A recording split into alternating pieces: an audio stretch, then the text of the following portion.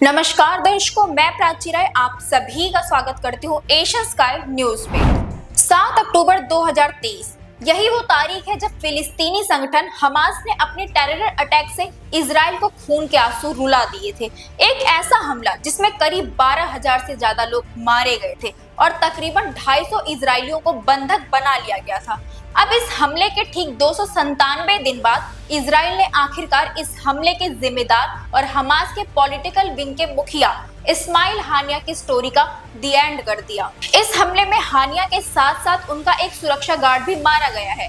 ये हमला तेहरान की एक घनी आबादी वाले रिहायशी इलाके में हुआ और जिस सटीक तारीख से हुआ उसने दुनिया को हैरान कर दिया।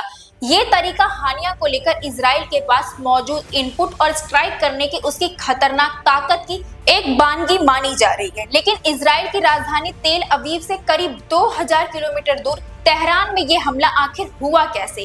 क्या ये कोई ड्रोन अटैक था, कोई एयर स्ट्राइक या फिर कोई surface to surface missile attack? फिलहाल यही सबसे बड़ा सवाल है जिसके जवाब का हर कोई इंतजार कर रहा है, क्योंकि इतने बड़े और अहम हमले के बाद अब तक यही साफ नहीं है कि आखिर आधी रात को वो कौन सी आसमानी शय थी जिसने इस्माइल हानिया के मकान को मटिया मेट कर दिया।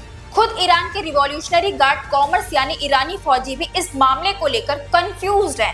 उसने कहा कि फिलहाल हमले का तरीका साफ नहीं है और इसकी जांच की जा रही है। दरअसल 7 अक्टूबर को इजराइल पर किए गए आतंकी हमले के बाद से ही हानिया फिलिस्तीनियों से दूर कतर के अपने ठिकाने में रह रहे थे। इसके चलते इजरायली एजेंसियों के लिए उन्हें ढूंढना और टारगेट करना मुमकिन नहीं हुआ। 7 अक्टूबर के हमले के करीब 10 महीने बाद अब जब हानिया ईरान के नए राष्ट्रपति मसूद पेजेस्कियान की शपथ ग्रहण समारोह में शामिल होने के लिए पहुंचे तो यही उनकी जिंदगी की सबसे बड़ी भूल साबित हुई। सूत्रों की माने तो हानिया के तेहरान में होने की खबर मिलते ही अमेरिकी और इजरायली खुफिया एजेंसियां एक्टिव हो गई।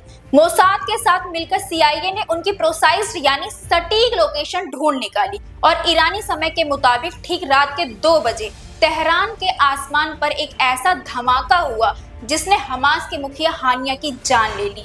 ये हमला हमास के लिए बड़ा झटका साबित हुआ। वहीं हमास को सपोर्ट करने वाले ईरान के लिए भी उतनी ही बड़ी चुनौती वाली बात है, क्योंकि इस हमले में न सिर्फ उसके एक चहेते मुखिया की जान गई है बल्कि जान भी खुद उसकी ही सरजमीन पर गई है। उसे पता भी नहीं चल सका कि ये हमला कैसे हुआ। यही वजह है कि ईरान के बड़े लीडर आयतुल्ला अली ने कहा कि इजराइल को इस हमले की कीमत चुकानी पड़ेगी, क्योंकि एक तो ये हमला ईरान के मेहमान पर हुआ और दूसरा उनकी मौत ईरान की सरजमीन पर हुई। कहने की जरूरत नहीं है कि हमले के बाद दुनिया के मध्य पूर्व इलाके में एक नई जंग की शुरुआत होने का खतरा पैदा हो गया है। पिछले अप्रैल महीने में सीरिया में मौजूद ईरानी दूतावास पर पड़ रहे इजरायली हमले को छोड़ दे तो दोनों देशों के बीच तनाव कभी इतना ज्यादा नहीं बढ़ा था जिससे ये लगने लगे कि अब दोनों से सीधी भिड़ंत हो जाएगी।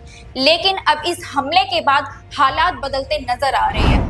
अब तक हमास, हिजबुल्लाह या हुती जैसे संगठन ही रह रहकर इजराइल पर छोटे बड़े हमले कर उससे टकराने की कोशिश कर रहे थे। लेकिन अगर ईरान ने इस हमले का बदला लेने की कोशिश की तो बड़े और ताकतवर मुल्कों के बीच ये एक आमने सामने की टक्कर होगी और इसका अंजाम कहीं और ज्यादा खतरनाक होगा। अभी के लिए बस इतना ही। हमारे साथ जुड़े रहिए और देखते रहिए एशियन स्काई न्यूज।